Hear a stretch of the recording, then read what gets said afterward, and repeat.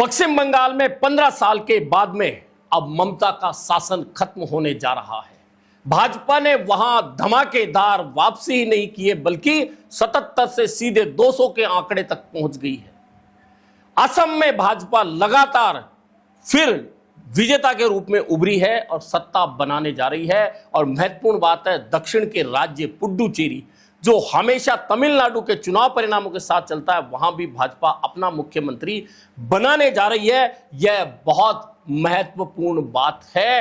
हालांकि कांग्रेस के लिए खुशखबरी सिर्फ यह है कि केरल में 10 साल के बाद में एलडीएफ का शासन खत्म हो रहा है और कांग्रेस वहां वापसी कर रही है। और वहां वापसी नहीं कर रही, कांग्रेस बहुत जबरदस्त बम्पर बहुमत के साथ वापसी कर रही है। यह कांग्रेस के लिए राहत की बात है। लेकिन तमिलनाडु के मतदाताओं ने चौंकाते हुए जो परिणाम दिया है, एक वह सुपरस्टार जो फिल्मों में लोग जिसे देखते थे, तालियां बजाते थे, वह अचानक पार्टी बनाकर आता है, उसके लिए बहुत सारी भीड़ लगती है। राजनीतिक पंडित कहते हैं, प्रेक्षक कहते हैं कि यह भीड़ सुपरस्टार को देखने आई है। यह चुनाव में मतदाता नहीं है, यह भीड़ है, क्या वोटों में तब्दील होगी, इस तरह की चर्चाएं होती है। लेकिन जब एग्जिट पोल आते हैं तो विजय की पार्टी, सुपरस्टार विजय की पार्टी को कभी 25-30 सीटों के पास में देते हैं और डीएमके को बम्पर बहुमत के साथ में लगातार तीसरी बार सत्ता सौंपने की बात एग्जिट पोल करते हैं। लेकिन रिजल्ट आता है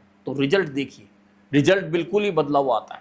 वह टीवी के वह विजय सुपरस्टार जिसे लोग कह रहे थे कि भीड़ सिर्फ देखने आ रही है, वह अचानक विजेता बनकर उभरता है और वह 108-109 सीटों पर आगे निकल जाता है। और जो डीएमके है, एक बार तो घटते घटते 50 पर आ जाती है और एआईडीएमके बढ़ते बढ़ते 75 तक पहुंच जाती है। उस वक्त लग रहा था कि ये अचानक क्या हुआ, एआईडीएमके को ताकत कहां मिली। लेकिन जैसे जैसे परिणाम आगे बढ़ते रहे, डीएमके की स्थिति सुधरी, डीएमके 72 पे पहुंच गई। लेकिन विजय का जो काफिला था विजेता बनकर उभरने का, वह लगातार आगे बढ़ता रहा और विजय आगे बढ़ के अब मुख्यमंत्री बनने वाले हैं। तमिलनाडु में तय मानिए चल गए, क्योंकि एम.के. स्टालिन जो डीएमके के नेता और मुख्यमंत्री थे, वे अपनी सीट नहीं बचा पाए। और पश्चिम बंगाल पर पूरे देश की नजर थी।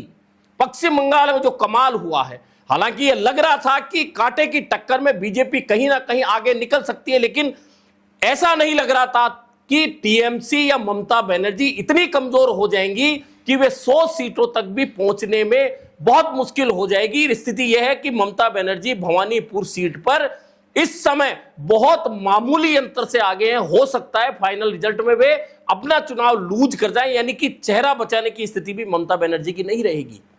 यानी कि बंगाल के मतदाताओं ने जो शांतिपूर्ण रहकर, दरअसल एग्जिट पोल जब आ रहे थे, कोई भी एग्जिट पोल ममता बनर्जी को 130, 125, 140 सीटों के आसपास से नीचे देना ही नहीं चाहता था। और कोई नहीं ये मान रहा था कि ममता बनर्जी, ये तो तमाम पार्टियां मानी थी कि एसआईआर का असर, हिंदू मुस्लिम पूरी ताकत बीजेपी की वहां झोंक देना, प्रधानमंत्री का मैदान में उतरना, अमित शाह का वहां डेरा डाले रखना, कहीं ना कहीं ममता बनर्जी को कमजोर तो कर रहा था। और यह लग रहा था कि ममता बनर्जी पिछली बार 213 सीटें जो जीती थी, उसके मुकाबले घटकर इस बार 180 आ जाए, 175 आ जाए, 170 आ जाए, लेकिन सत्ता में वापस आ जाएगी, इस तरह की चर्चाएं थी। लेकिन आज जो परिणाम आ रहे हैं, फाइनल टैली जब तक आएगी वह अलग बात है। लेकिन एक तरह से ये ट्रेंड जो आया है वह एक तरह से सेट हो चुका है कि भाजपा लगभग 190 से 200 सीटों के बीच में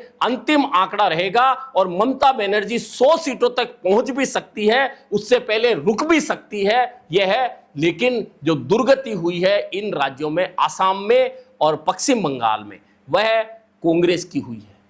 किसी समय कांग्रेस इन राज्यों में बहुत मजबूत हुआ करती थी। तरुण गोगोई जब तक मुख्यमंत्री थे, पार्टी बहुत मजबूत हुआ करती थी। लेकिन तरुण गोगोई के जाने के बाद में आसाम में जो कांग्रेस की हालत हुई है, लगातार सत्ता से बाहर ही नहीं है। इस बार अपना सबसे खराब प्रदर्शन करते हुए कांग्रेस 20-22 सीटों के आसपास के आंकड़े पर अटक गई है और इस आंकड़े से आगे जाएगी पार्टी, ऐसा कहीं नजर नहीं आता लग रहा। और भाजपा 100 सीटों से पार, यानी बिना गठबंधन के भी आसाम में अपनी सरकार बनाने जा रही है। अब पुडुचेरी ऐसा राज्य है जहां हमेशा तमिलनाडु के जो परिणाम होते हैं उसके अनुरूप परिणाम आते हैं, लेकिन वहां भाजपा ने ना सिर्फ जीत दर्ज की है बल्कि मजबूत जीत दर्ज की है और वहां भाजपा अपना मुख्यमंत्री बनाने जा रही है। यह बहुत इंपॉर्टेंट है। लेकिन इन तमाम परिणामों के फर्क क्या पड़ने हैं? तो फर्क यह पड़ना है कि आने वाले जो बड़े राज्य हैं, जिनमें उत्तर प्रदेश बहुत महत्वपूर्ण राज्य है, पंजाब बहुत महत्वपूर्ण राज्य है, पंजाब में सरकार बनाने के लिए भाजपा लालायित है। अभी आप पार्टी के 6 सांसद तोड़कर विलय करवाए हैं। इससे पहले कांग्रेस से अमरिंदर सिंह सुनील जाखड़ को अपने खेमे में लेके गई थी। यानी कि अब इन राज्यों की जो जीत आज हुई है, निश्चित है कि भाजपा के देश भर के कार्यकर्ताओं में उत्साह भरेगा, और उत्साह भरेगा तो उस उत्साह को बुझाने के लिए भाजपा इन राज्यों में, चूंकि 27 के अंदर पंजाब और उत्तर प्रदेश दोनों राज्यों में चुनाव होने, उत्तर प्रदेश में लगातार भाजपा का शासन है। अब उस शासन में तीसरी बार लगातार योगी आदित्यनाथ मुख्यमंत्री बनेंगे या उनके नेतृत्व में पार्टी जाकर फिर सत्ता बनाएगी, या जो पीडीए की बात बार बार अखिलेश यादव और राहुल गांधी मिलकर करते हैं वह उसे सत्ता से उतार पाएगी। फिलहाल आज के जो परिणाम आए उसके बाद कहीं यह नजर नहीं आता कि भाजपा इन राज्यों में चुनाव हार जाएगी। हालांकि पंजाब में भाजपा जीतेगी या नहीं जीतेगी ये दूर की कौड़ी है, क्योंकि वहां भाजपा का अभी ऐसा बेस नहीं है जो, क्योंकि बंगाल में वह जीती है, इसका एक बेस था कि पहले 2 सीटें थी, उसके बाद 77 गई और फिर पूरे 5 साल की मेहनत की। उसका नतीजा है कि इस बार भाजपा जीतकर वहां 200 सीटों के पास पहुंच रही है। लेकिन अब आरोप की बात है, आरोप यह लगेंगे कि भाजपा ने एसआईआर करके 91 लाख वोट हटा दिए, भाजपा ने केंद्रीय बलों को उतार दिया, भाजपा ने पर्यवेक्षक केंद्रीय बना दिए, पूरी राज्य की मशीनरी को साइडलाइन कर दिया और इस तरह से भाजपा ने चुनाव जीत लिया, मुस्लिम वोटों को बांट दिया। हुमायूं कबीर की बात होगी, जिन्हें पैसा 100 करोड़ रुपए देकर, जिनका वीडियो वायरल हुआ था, मुस्लिम वोटों को बांटने का काम किया। कुल मिलाकर बहुत से आरोप लगेंगे, लेकिन आरोपों से कुछ नहीं होता। जो विजेता बनकर उभरता है, जो पार्टी सत्ता में आती है, हमेशा बात उसकी होगी। और भाजपा ने दिखा दिया है कि किस तरह से सिर्फ 10 साल मेहनत करने के बाद किसी भी बड़े राज्य को फतेह किया जा सकता है। 34 साल पश्चिम बंगाल में लगातार 34 साल तक कम्युनिस्ट शासन रहा। उस शासन को ममता बनर्जी ने मेहनत करके उखाड़ा, लेकिन अब उसी मेहनत के बल पर भाजपा ने ममता बनर्जी को उखाड़ कर फेंक दिया, ममता की सत्ता को फेंक दिया और काबिज हो गई श्यामा प्रसाद मुखर्जी की उस भूमि पर जो सपना अटल बिहारी वाजपेयी ने कभी देखा था, वह नरेंद्र मोदी प्रधानमंत्री के नेतृत्व में और रणनीतिक रूप से अमित शाह की रणनीति के देखरेख के अंदर वह सपना पूरा कर लिया। यह बहुत बड़ी बात है। यानी कि आज के जो परिणाम आए हैं वह पूरे देश में एक संदेश दे रहे हैं कि वर्तमान में भाजपा जिस तरह से चल रही है, अब साम दाम दंडभेद, ईडी, सीबीआई, इनकम टैक्स, सबका वह इस्तेमाल कर रही है। यह आरोप विपक्ष का हमेशा रहेगा, लगे, लेकिन नतीजे तो हमेशा मतदाता देता है और उन मतदाताओं को अपनी ओर आकर्षित करना। यह सही है कि केंद्रीय एजेंसियों का इस्तेमाल होता है, लेकिन केंद्रीय एजेंसियां सिर्फ लोगों का रुख बदल सकती है। ईवीएम पर वोट दबाने तो हमेशा मतदाता जाता है, लेकिन मतदाता का रुख भाजपा ने अपनी ओर मोड़ा।